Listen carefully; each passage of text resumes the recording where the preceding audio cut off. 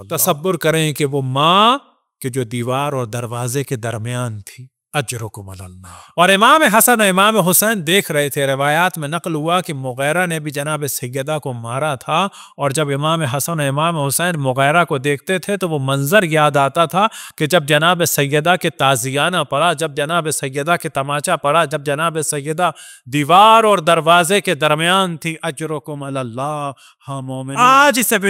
جناب سیدہ کی مجلس میں کیا پڑھا جائے؟ جناب سیدہ کے مصائب ہوں یا ان کے بیٹے کے مصائب ہوں، اور تو لہٰذا ہم جناب سیدہ کے کچھ مصائب پڑھ چکے، اب مصائب پڑھیں گے امام حسین کے اس نیت سے کہ یا بی بی جو ہمارے گناہ ہیں ان کو آپ درگزر فرمائیں، اللہ کی بارگاہ میں ہماری شفاعت فرمائیں، اور ہم آپ کو واسطہ دیتے ہیں آپ کے حسین مظلوم کا۔ ہم آپ کی بارگاہ میں کچھ بھی لے کے نہیں آ سکتے، صرف ایک جملہ لے کے آ رہے ہیں کہ آپ کو واسطہ ہے حسین کا۔ ہم آپ کو کی بارگاہ میں کچھ ہدیہ نہیں کر سکتے، ہم آپ کو ہدیہ دے رہے ہیں، تحفہ دے رہے ہیں کہ ہم اپنی زبان سے کہہ رہے ہیں یا حسین، ہم اپنی زبان سے کہہ رہے ہیں یا علی اکبر، یا علی اصغر، یا زینب، یا ام کلثوم، یا لفرات اللہ، اور یہ ہم آپ کو ہدیے و تحفے کے طور پہ بھیج رہے ہیں، یہ ہمارا ہدیہ اور تحفہ قبول فرمائیں، اور اس کے صدقے میں ہمارے جتنے بزرگان دنیا سے چلے گئے ان پہ نظر کرم فرمائیں، خداوند تبارک و تعالیٰ کی بارگاہ میں شفاعت فرمائیں ان کی، اور ہمارے گناہوں کو درگزر فرمائیں اور اللہ کی بارگاہ میں شفاعت فرمائیں، اور ہم آپ کو واسطہ دیتے ہیں آپ کے حسین کا کہ ہماری نسلوں میں امام حسین کا ذکر باقی رہے، ایک ایسی نظر فرمائیں کہ جس کے بعد تا قیام امام زمان علیہ السلام ہماری نسلوں میں امام حسین کا عشق باقی رہے۔ سارے مومنین اسی طرح توسل کریں جناب سیدہ سے دل ہی دل میں، یا جناب سیدہ ہم آپ کے وہ مصائب بیان کریں کہ جن کو دیکھ کر مولا امیر المؤمنین گر پڑے تھے، یا وہ مصائب بیان کریں کہ جب آپ کو غسل دے رہے تھے تو فاتح خیبر و بدر و حنین کے گریے کی آواز بلند، یا وہ مصائب بیان کریں کہ جب زینب اور ام کلثوم و حسن و حسین یہ دیکھ رہے تھے کہ آپ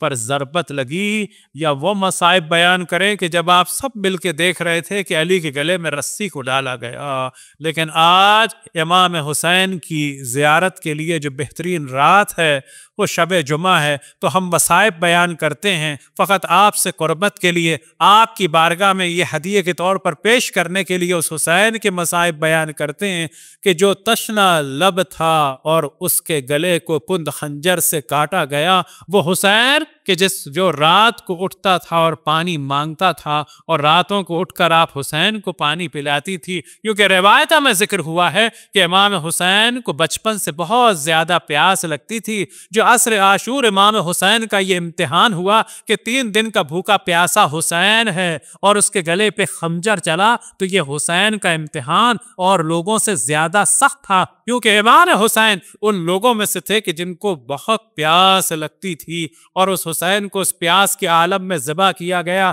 یہی وجہ ہے کہ جب حسین کی پیاس کا ذکر ہوتا ہے تو یہ ذہن میں رہے کہ تمام شہدائے کربلا، اسیران کربلا کی پیاس ایک تھی، لیکن امام حسین کی پیاس بالکل الگ تھی۔ اجرکم علی اللہ۔ ہاں مومنو، ایک وقت آیا کربلا کے رن میں کہ امام حسین تنہا رہ گئے، لیکن تصور کریں کہ ایک جانب جناب زینب یہ منظر دیکھ رہی ہیں کہ میرا بھائی تنہا رہ گیا، تو کوئی اور بھی یہ منظر دیکھ رہا ہے۔ وہ منظر دیکھنے والا کوئی اور کون ہے؟ وہ حسین کی اور حسن کی اور زینب اور ام کلثوم کی ماں ہے۔ توجہ دے کہ جناب سیدہ دشت کربلا میں کھڑی ہیں اور جنازوں کو دیکھ رہی ہیں۔ کبھی اصحاب کے جنازوں کو دیکھا، کبھی انصار کے جنازوں کو دیکھا، کبھی علی اکبر کے جنازے کو دیکھا، کبھی علی اصغر کے جنازے کو دیکھا، کبھی قاسم کے جنازے کو دیکھا، کبھی اون کے جنازے کو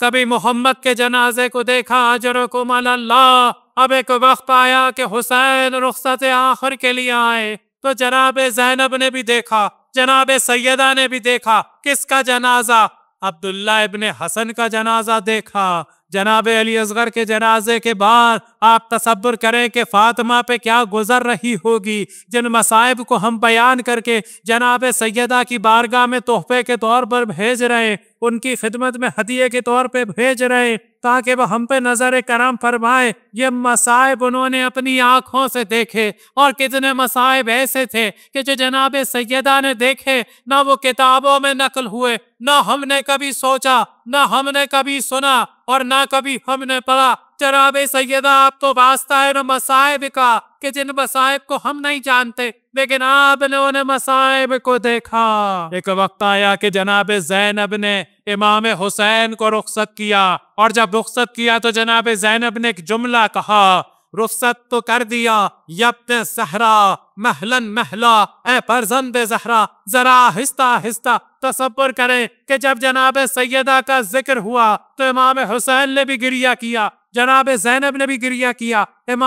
جناب ام کلثوم نے بھی گریہ کیا، لیکن جس ماں کا ذکر ہو رہا ہے وہ دیکھ رہی ہیں کہ یہ زینب و ام کلثوم کس عالم میں ہے، یہ حسین کس عالم میں ہے۔ ایک وقت آیا کہ ماں کی وصیت پہ عمل کیا۔ دل یہ کہتا ہے کہ ایک جانب جناب زینب نے ماں کی وصیت پہ عمل کر کے حسین کو سینے سے لگایا، اپنے ہونٹوں کو حسین کے گلے مبارک پر رکھ دیا، تو دوسری جانب ماں نے بھی بیٹے کو سینے سے لگایا ہوگا۔ ماں نے کبھی زینب کو سینے سے لگایا ہوگا، کبھی ام کلثوم کو سینے سے لگایا ہوگا، کبھی دشت کربلا میں علی اکبر کے جنازے پہ پہنچی، کبھی علی اصغر کے جنازے پہ پہنچی، کبھی اون کے جنازے پہ، کبھی محبت کے جنازے پہ، تو کبھی عباس کے کٹے شانوں کو کلیجے سے لگایا ہوگا۔ اجرکم اللہ۔ ایک وقت آیا کہ امام حسین رن کی جانب گئے، اب جناب زینب دیدار نہ کر سکی، لیکن جب جناب زینب دیدار نہ کر سکی تو فاطمہ دیدار کر رہی تھی۔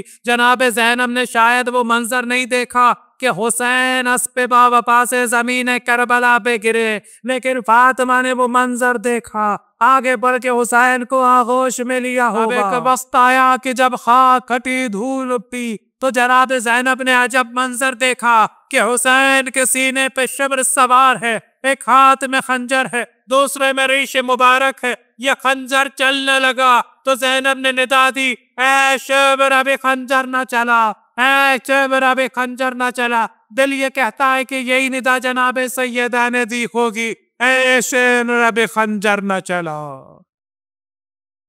لیکن ملائکہ کی ندا بلند ہوئی، 12 ضربتوں تے سر تن سے جدا ہوا، الا قتل الحسین بکربلا